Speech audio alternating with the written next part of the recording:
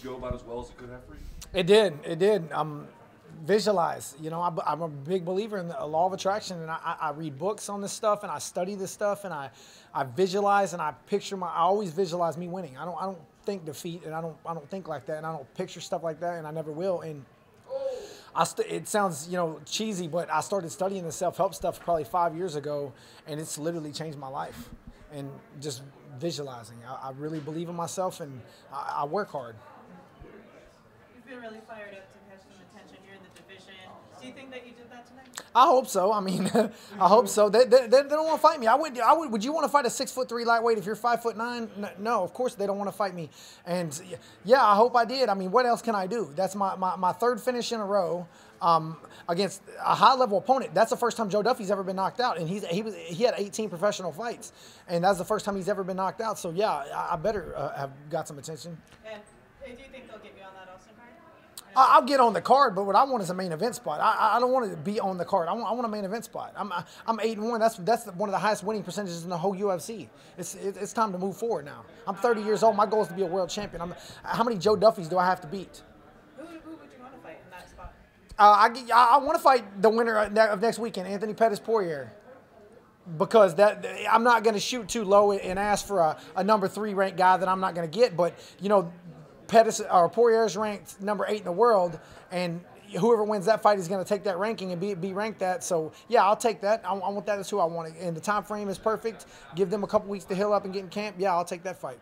Before throwing that uppercut, are you cognizant of how much time is left in the round?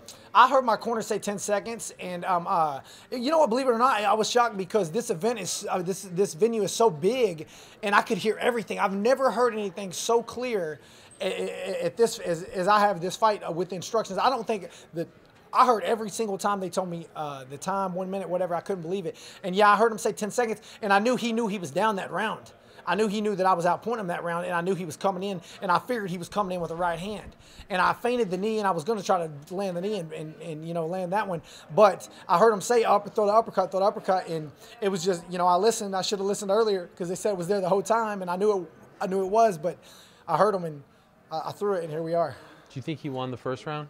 It was close. It was close. I thought I did more damage. I didn't really get hit much and take no shots. You know, he landed a couple little leg kicks and got one little takedown. Didn't amount to anything. And I cut him up even the first round. I had a couple cuts on him underneath one eye, and I believe his eyebrow on the other side. So it was close. I asked my corner when I got back. I said, "Did I win?" He said he thought we won it, but it was close.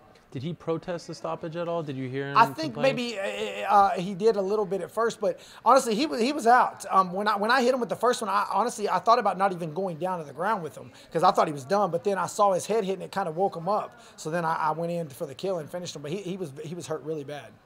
And you know, you spoke to Sean Shelby, but like, isn't it at this point the UFC's job and Sean Shelby's job to find you that opportunity? Like, it's no longer acceptable to say this guy doesn't want to fight you. Like, you can't be fighting 8-1, unranked. Like, it almost comes to a point where like he has to do his job to get you that fight, right? Do you feel like they're going to do right by you at this point? Yeah, and you know what though? I mean, honestly, like I do agree with what you're saying, but Sean has been very good to me recently. He really has, and he tried hard as he could to get a ranked guy. They don't want to fight me. They literally don't want to fight me, and it's hard. I mean, you can't put a gun to a guy's head. I mean, they told Evan Dunham. I get a text message from Sean asking. He asked me if I'd fight Evan Dunham a while back, and I said absolutely. And I wanted to fight in August. I was ready to fight in August, and I had to wait this long. And then I get a text message. I trolled Evan Dunham, and then I get a text message a few weeks later. Said Sean said Evan Dunham won't fight you, and he's willing to set out. Wow. And so they literally don't want to fight me. And that's where we're at. But so that's why, you know, I'm happy the UFC has been giving me a better marketing push and, you know, media push, and hopefully they continue to do so, because the only way that, I mean, I'm 6'3", I'm 8-1. They don't want to fight me. I have multiple ways to finish these guys.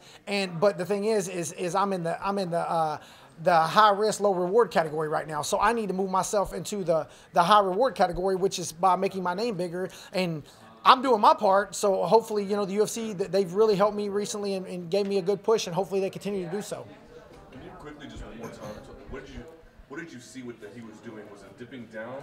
How did you set up that finish? From his films, all the film we watched, I saw him. He had a real good low boxing stance, and he kept his chin tucked real well. But he was wide open for anything up the middle. The front kicks, I landed the front kick in the first round. The front kicks, the knee, the uppercuts. I knew everything up the middle was going to land, because normally I'm a good right-handed puncher, a straight right. That's like my money move. I've heard a lot of people my straight right hand, but he did a good job of seeing it coming, because he's a good traditional boxer. And when you're tall like he is and I am, you don't worry as much about uppercuts. You don't get caught with uppercuts as much. But he's obviously not fighting guys his own height until me. So I just knew any front attack was going to be available.